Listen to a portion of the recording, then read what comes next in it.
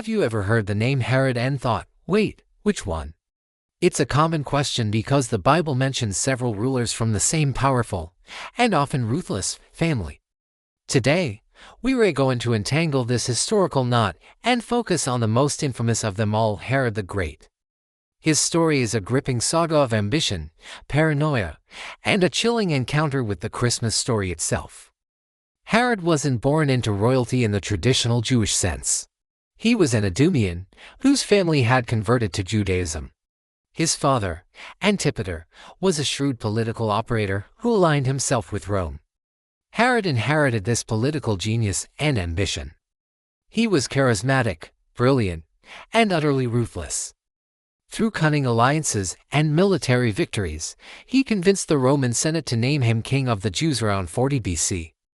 The only problem? He had to conquer the kingdom he was just given, which he did, solidifying his rule over Judea. As a ruler, Herod was a paradox. On one hand, he was a master builder. His architectural projects were legendary and transformed the landscape of Judea. He rebuilt the Second Temple in Jerusalem into a magnificent structure, a wonder of the ancient world. He constructed fortresses like Masada and Herodium, new cities like Caesarea Maritima with its impressive man-made harbor, as well as aqueducts, theaters, and palaces. These projects brought jobs and a certain level of prestige, but they were funded by heavy taxes on the people, which didn't exactly make him popular. He was a king who gave with one hand and took, often forcefully, with the other. But behind the grand facades and public works lurked a deeply insecure and paranoid man. Herod was obsessed with maintaining his power, and he saw threats everywhere, especially within his own family. His court was a viper's nest of intrigue and betrayal. He tragically executed his beloved wife, Miriam, in a fit of jealous rage based on false accusations. He also had 3 of his own sons put to death because he suspected them of plotting to take his throne. The Roman Emperor Augustus once quipped that it was safer to be Herod's pig than his son, a clever play on words, as Jewish law forbade eating pork. But nothing seemed to stop Herod from killing his own children. This brutal paranoia is the dark backdrop we need to understand his most infamous act. This brings us to the Gospel of Matthew, chapter 2.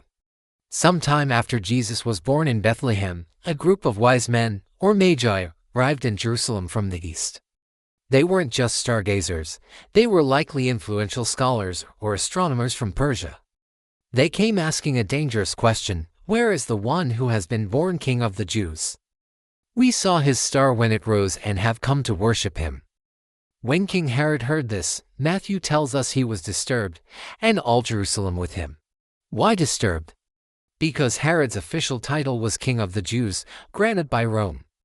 The idea of another king, one born with a divine sign like a star, was a direct threat to his throne and his very identity. It was the ultimate trigger for his paranoia. He immediately summoned the chief priests and scribes and demanded to know where the Messiah was supposed to be born. They consulted the prophecies, specifically from the prophet Micah, and told him, in Bethlehem in Judea. Here, we see Herod's cunning in full display. He couldn't just ignore the Magi. They were important foreign dignitaries. So, he arranged a secret meeting. He played the part of a pious leader, telling them, "Go and search carefully for the child. As soon as you find him, report to me, so that I too may go and worship him."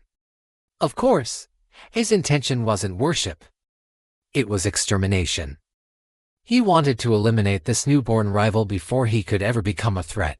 The Magi, guided by the star, continued their journey to Bethlehem. They found the house where Mary, Joseph, and the young child Jesus were. Overjoyed, they bowed down and worshipped him, presenting him with symbolic gifts of gold, frankincense, and myrrh, gifts fit for a king, a priest, and one who would face death. Their mission was complete.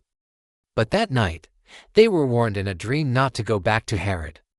So, they wisely disobeyed the king's command and returned to their country by a different route. Meanwhile, Joseph also received a divine warning in a dream. An angel of the Lord appeared to him and said, "Get up, take the child and his mother and escape to Egypt. Stay there until I tell you, for Herod is going to search for the child to kill him." Without hesitation, Joseph obeyed. He rose during the night, took his family, and fled, becoming a refugee in Egypt. They escaped just in time. When Herod realized the Magi had tricked him, his paranoia erupted into pure fury. He had been outwitted and made to look foolish. His response was one of unimaginable cruelty. He gave an order that has echoed through history as the Massacre of the Innocents. He sent soldiers to Bethlehem and all the surrounding villages with a horrific command to kill all the baby boys who were 2 years old and under. He chose this age range based on the timeline he had gathered from the Magi, creating a wide net to ensure he caught his target. It's a truly horrifying moment in the biblical narrative. Matthew connects this tragic event to a prophecy from Jeremiah. A voice is heard in Ramah, weeping and great mourning, Rachel weeping for her children and refusing to be comforted. Because they are no more, this wasn't just random violence. It was the fulfillment of a prophecy that spoke of Israel's deep sorrow. While some historians debate the scale of this event, pointing to a lack of non-biblical records, it was entirely in character for a man who had already murdered his own wife and sons to secure his third. 1. To Herod, a few dozen infants in a small village would have been a minor, albeit necessary, security measure. But in his rage, Herod ultimately failed. The one child he sought to destroy was safe in Egypt, protected by God's providence. Herod's reign of terror would soon come to an end. Not long after these events, in 04 BC, Herod the Great died from a painful and gruesome illness. His kingdom was divided among his surviving sons, including Herod Antipas, who would later play his own role in the Gospels by interacting with John the Baptist and Jesus himself. So, what is the legacy of Herod the Great? He was a brilliant builder and a paranoid tyrant. He was a king of the Jews who tried to kill the true king of the Jews. His story in the Gospel of Matthew serves as a powerful contrast. It shows the clash between the kingdoms, the kingdom of this world, built on power, fear, and violence, represented by Herod, and the kingdom of heaven, which arrived in the form of a vulnerable baby in a humble stable. Herod used his power to take life, while Jesus came to give life. Herod ruled from a fortified palace, while Jesus' throne would be a cross. The story of Herod is a stark reminder that no earthly power can ever thwart God's divine plan. Despite all his armies, spies, and schemes, Herod was powerless to stop the coming of the Savior. His story is a dark but essential part of the Christmas narrative, highlighting the very real danger that Jesus entered into and the incredible lengths to which God went to protect him, for the sake of us all. Thank you so much for joining me on this deep dive into the life of Herod the Great. It's a complex and fascinating story. If you found this interesting, please hit that like button and consider subscribing for more explorations into biblical history and stories. We'd love to have you as part of our community. See you in the next video.